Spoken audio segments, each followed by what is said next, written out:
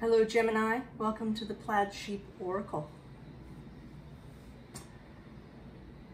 We begin beautifully with this Seas of Mintaka card.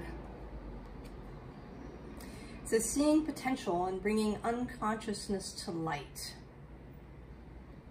And I was really drawn today to the bottom portion of the card where there's all these lines just intersecting, not necessarily leading anywhere, just lots and lots of threads of light.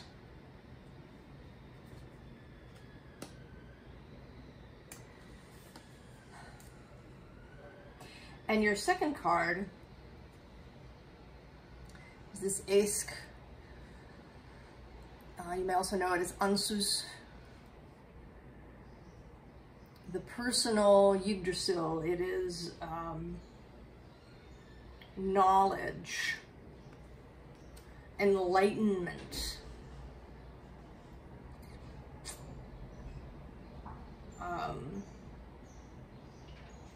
and it asks you to trust, and to trust in your own self as you are.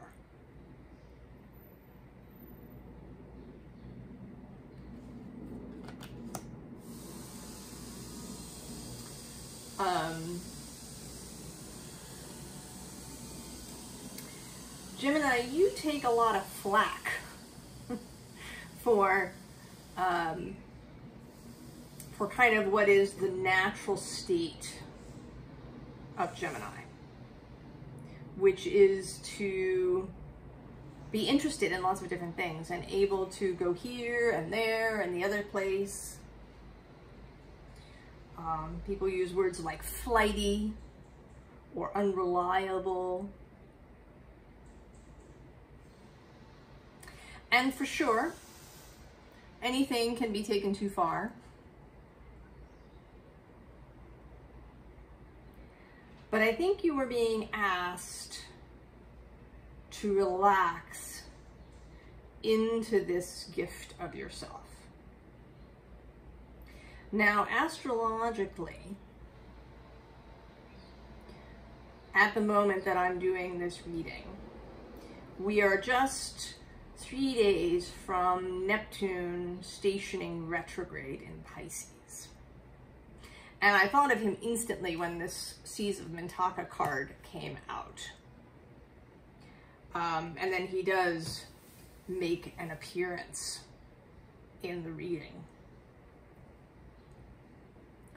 And Neptune can be a challenging energy. It's an energy where it's really easy to go too far.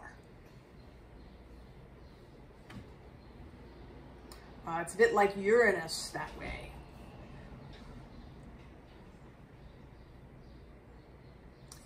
It's easy to slip over and into, delusion rather than imagination.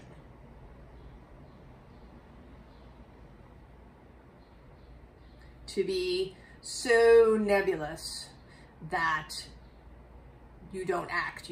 You just repeatedly let events happen to you.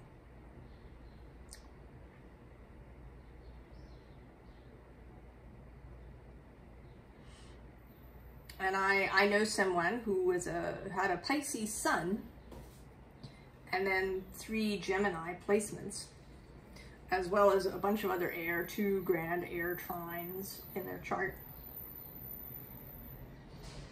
And with the exception of sort of one aspect of their life, everywhere else they kind of just mostly let things happen.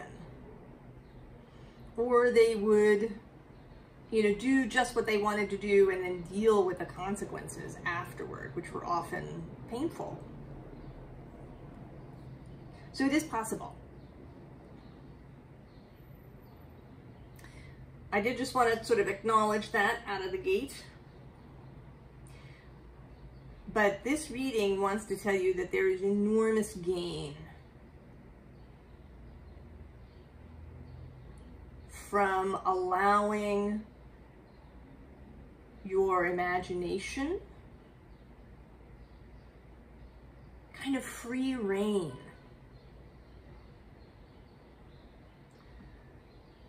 And I don't know, I don't think there's a set amount of time for this. Neptune will be retrograde until December 6th, I think. He spends almost half the year moving backward from our perspective. So I don't, it doesn't necessarily have to do with that. He's going to continue squaring Gemini and Pisces until 2025, 2026, when he moves into Aries.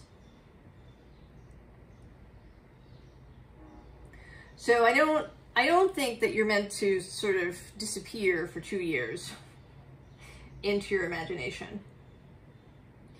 But I think that maybe in this period here now, as this reading is happening, that is the encouragement. And we begin, the underlying is the Eight of Swords. And this may be the struggle with this, because it's not really what you're supposed to do, right? The plan in our culture is to achieve, do, take action, create. We focus a lot on the result end of things, and we see that in social media too. You see the result. Perhaps the result of taking 100 photographs to get one that's just right, or the result of spending some time with the editing software, or the result of a bunch of planning, or the result of a bunch of work that's taken somebody to mastery. We are a very results-based culture.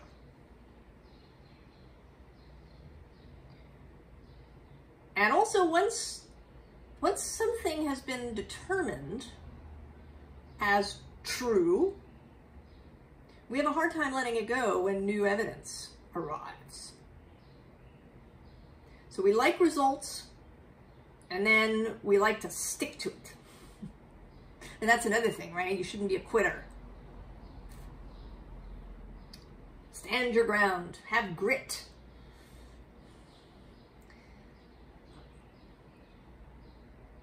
And all of these things have their place.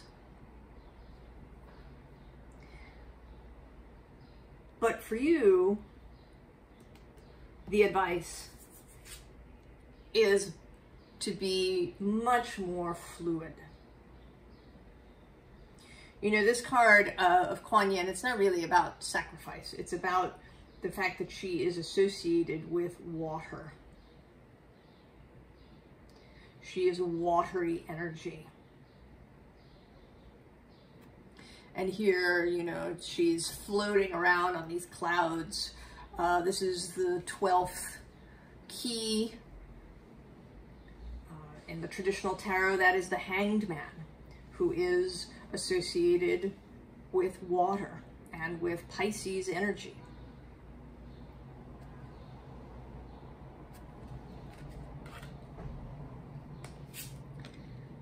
And then we have the Six of Swords, setting out in the boat and kind of floating around. She hasn't got an oar.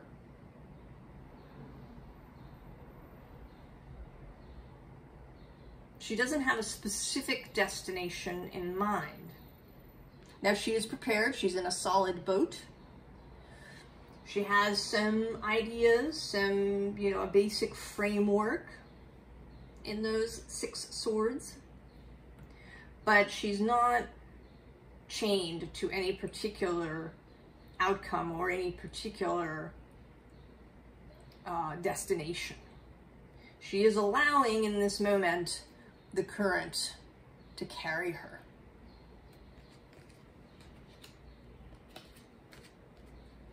And then we have the 7 of Cups.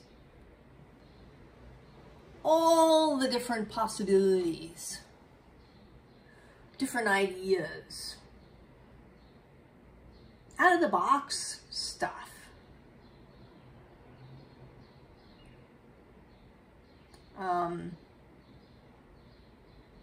You know, maybe outrageous things that seem perhaps at first blush to be impossible, but could lead you to a new idea.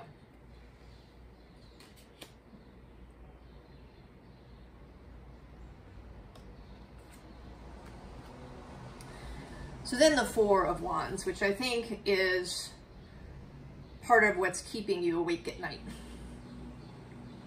The 4 of Wands, and then also this 7 of Pentacles. This is what we're supposed to want. This solid structure of the business, the family, the whatever it is. And then the hard work that we put into it.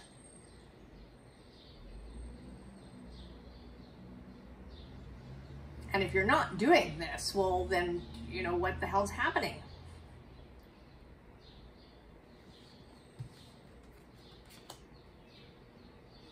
But you know, Gemini, down in your soul, that we are all individual humans. That the idea of following a preset path is not for everyone. So I think that is where this cognitive dissonance is coming from. So then we have a different 8. The 8 of Wands.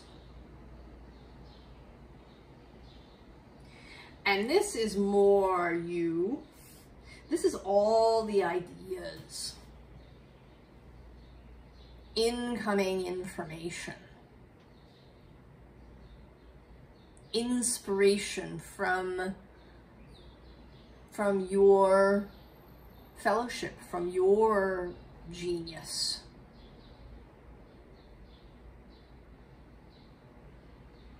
All of the different things that can be brought together into a single focused idea. And actually underneath this deck is a third 8, the 8 of Emotions, which is the 8 of Cups. And here this is kind of walking off into the desert. It's another image like this 6 of Swords of not having any particular destination. And with this eclipse happening, this blocking of the sunlight, it's an opportunity when you block out kind of the prevailing light to be able to see something new. And this is a theme that has come up repeatedly throughout the readings. To rely on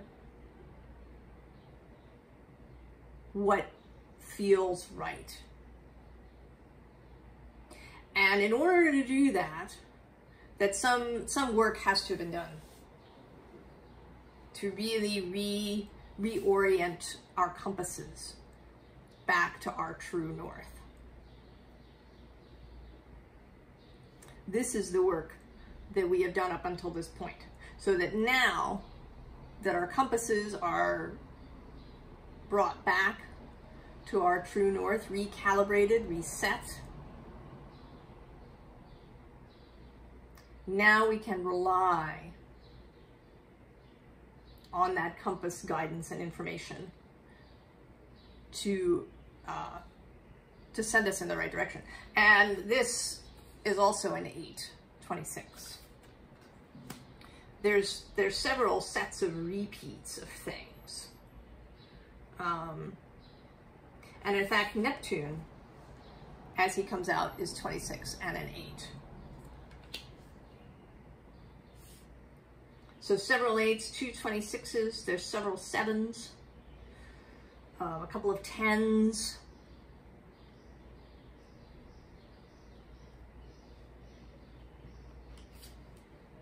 And so here's that Ace of Voices. The new idea that is when all of this information coalesces. That's kind of an alchemy idea, the solve et coagula, that everything must dissolve first before you can recreate the thing, before it solidifies as a new thing.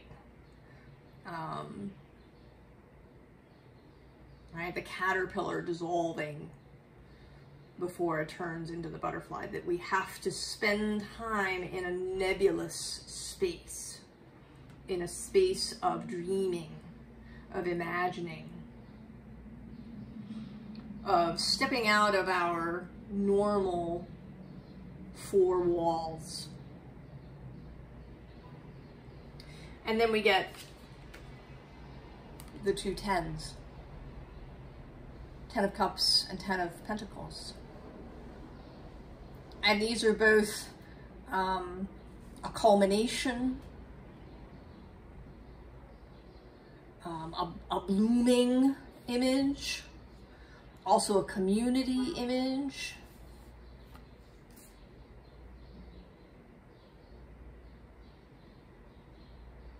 Coming into emotional and material fulfillment that is not just ours, but is shared.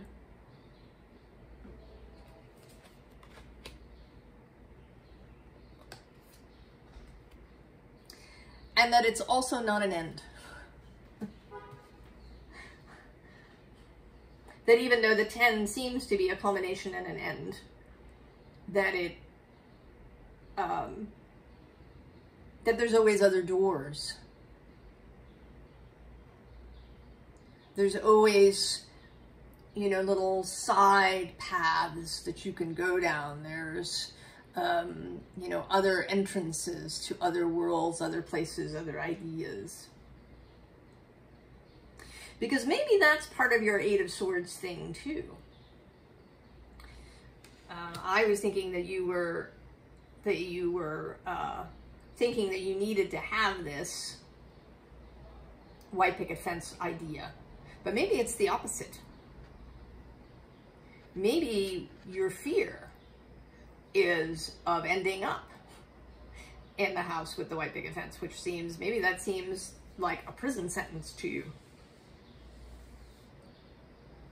That these 10s feel like a prison sentence. But it's not so. There's only one ending, and that's the very end. Up until that point, there are other avenues.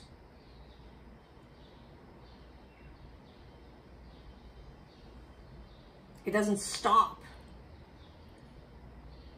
when you achieve something.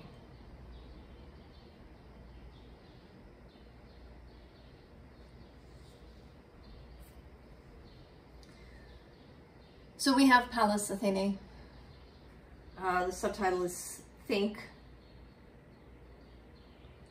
She is associated certainly with intellect. Athena herself sprang from the head of Zeus.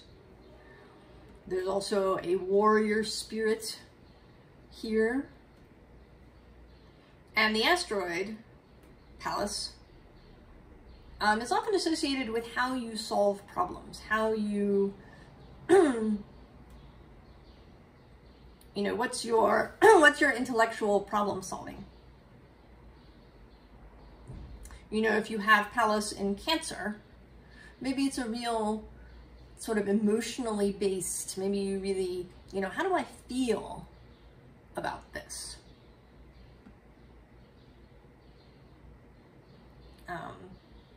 Whereas if you have Pallas in Gemini, it might be a very intellectual response. You know, I'm gonna look at all the possibilities. You know, maybe I'm claircognizant. I receive a sort of a whole download that lets me problem solve.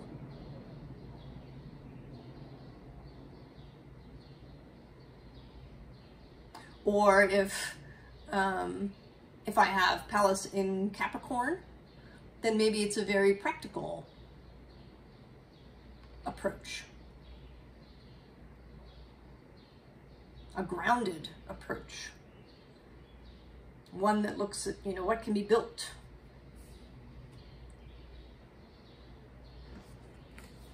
So what is your preferred method when you do what you really want as opposed to what you think you're supposed to?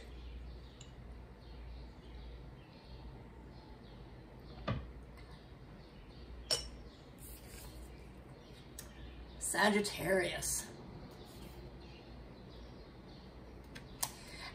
And this is today less about the focus of Sagittarius. You know, Sagittarius sits across from you and is a very focused energy. It does call this to mind, you know, taking all of the information gleaned in Gemini and sending it in one focused arrow. But today it feels especially adventurous. This sense of exuberance. He's very exuberant today.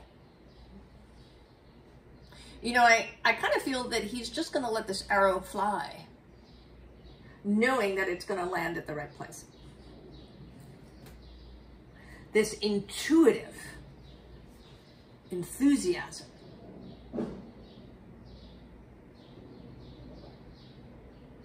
Knowing that whenever I let go, the arrow will fly to exactly the right place. I do not have to overthink it.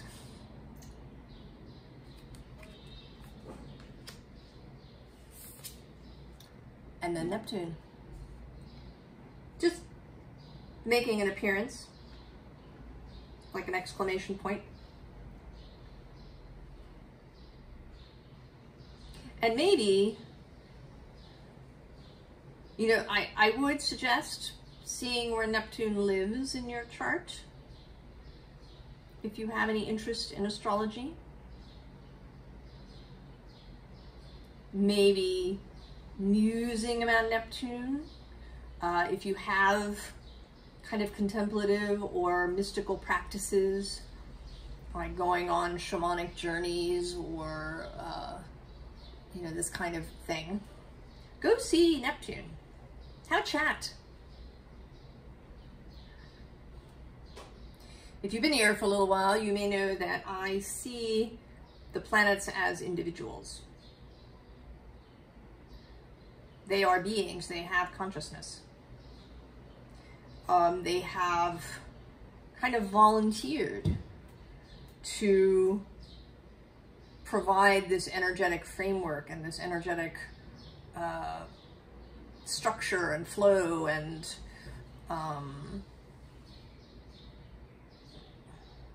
reality that we have.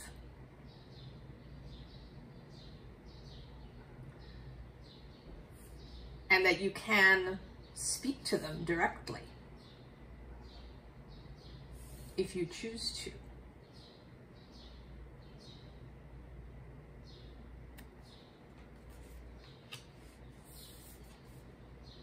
And then progressions, journey. So this too has this sense of not concerning yourself with a deadline, not concerning yourself with a specific destination, switching roads when that feels appropriate.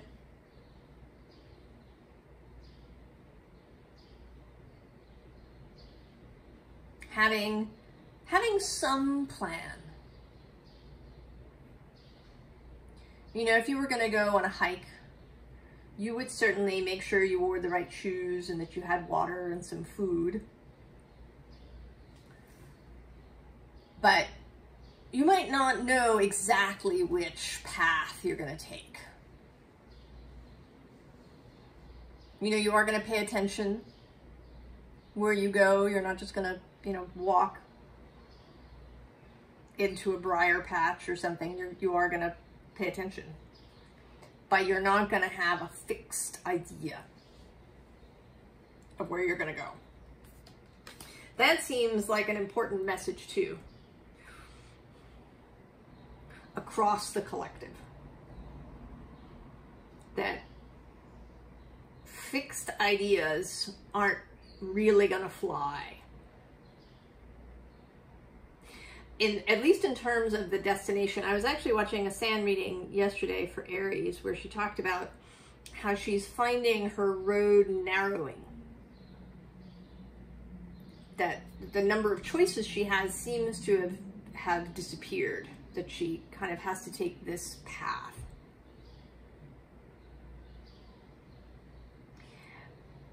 And that maybe that is kind of sort of where we're heading, in the sense that we're all perhaps coming into the fullness of who we are, of you know, becoming really clear on our soul's intentions when we arrived here. But that the actual destination needs to remain really flexible. That we allow for, you know, perhaps abrupt changes of direction when they come. I don't know. It's all a little still nebulous to me, unsurprisingly. We'll see what happens. So the fire ant, I wasn't surprised at all to see this card. Incoming. And the fire ant supported underneath by the Father of Wands and the Hanged Man. So all of this stuff incoming. Might be information, might be people, might be ideas, stuff is incoming. And you have absolutely the capacity, the capability to handle it. And to see things from this different perspective. To not be rigid in your approach. And, you know, rebellion can also be a kind of rigidity. Constantly rebelling against things can end up as a form of rigid behavior. I'm never going to have the picket fence. And I'm never going to do whatever because it's mainstream. That can be just as much of a prison as following the rules all the time. So this is knowing. A real knowing, not reacting, but responding and choosing. Because it's what you want, not because somebody else wants it or because you're going against what somebody else wants. So second appearance of the Seven of Cups. And here this, you know, I see this cup rising and revealing this sun. Like finding the bean in the shell game. choosing the right cup. And you can only do that kind of through feeling, through being yourself, through honoring what you want.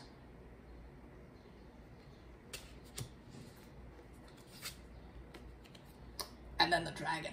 So fabulous. Mastery. Mastery of the watery and the air and the fire realm. And earth too, actually. I think of dragons as masters of all the elements.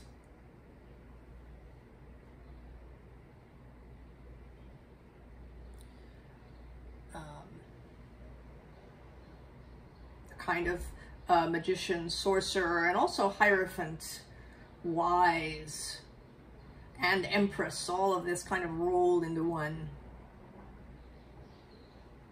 Power, will, focus. All of this is possible for you, Gemini.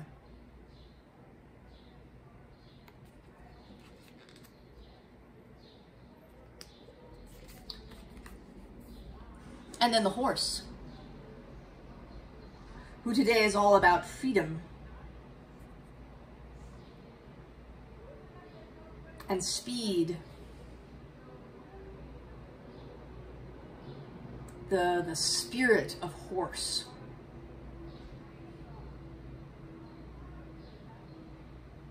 Not the description, but the soul, the heart.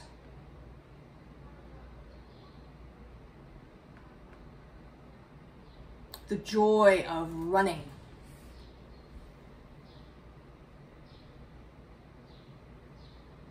Of feeling that speed, the pounding of the earth as you go.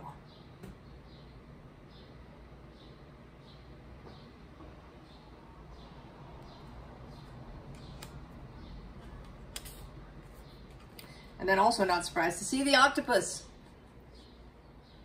So Neptunian.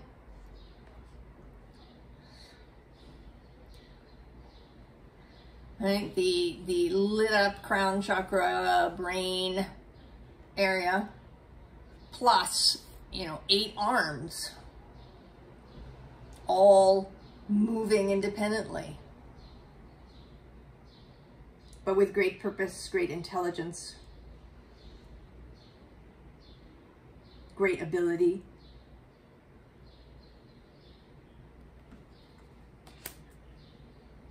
So advice. The third appearance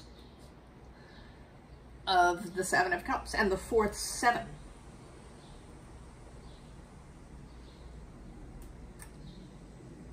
Just for emphasis.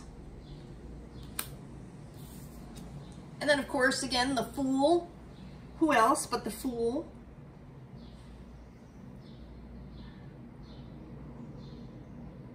I was actually thinking this morning that the Fool can be a challenging energy. This is challenging, Gemini.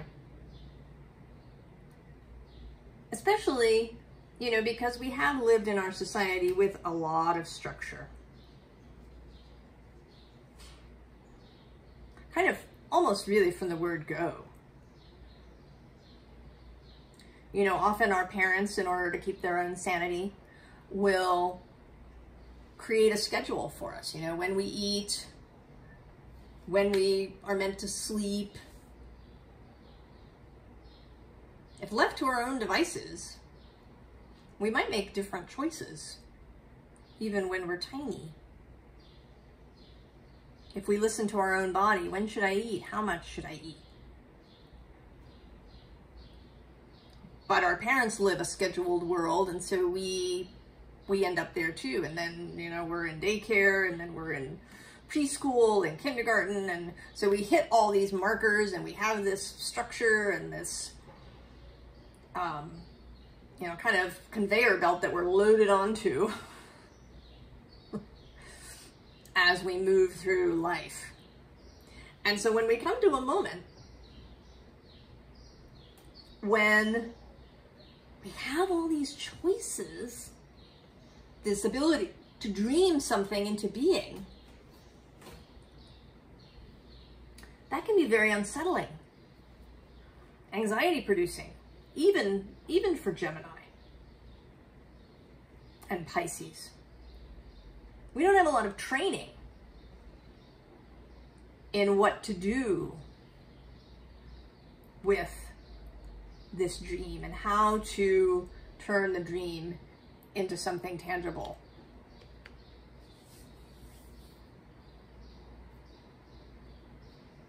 How to be able to hold the nebulous while standing on solid ground. So we have to learn. And so we get the Page of Wands. You've just received your wand.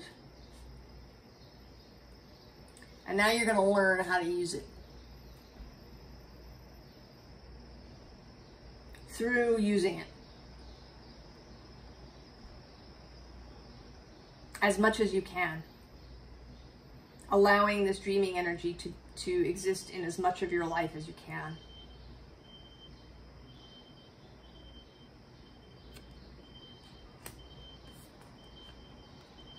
And then the Three of Wands.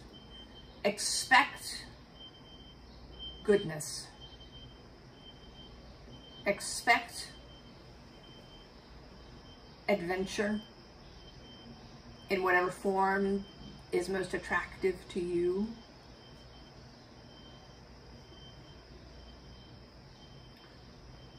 Know that you can add a fourth wand and take away a fourth wand as you go on. You know, once you get the fourth wand, you're not stuck there, right? You have this ability, right? The Five of Inspiration is the Five of Wands.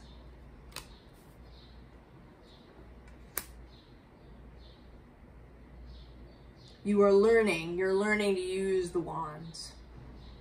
When to have 4, when to have 5, how you arrange them for yourself. So take this time to dream, Gemini, as much as you can in your life. Where do you think there are walls where there aren't really walls? What are all these threads of light that are available to you?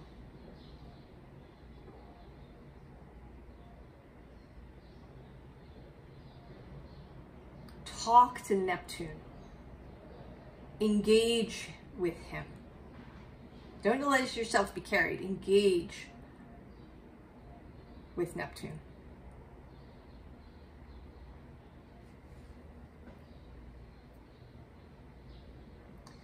I wish you all the very best, Gemini. I hope that this is a really enjoyable process for you.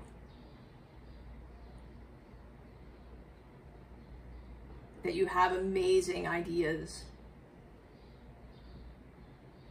and that they really come into being for you. And I will see you next time. So long, Gemini.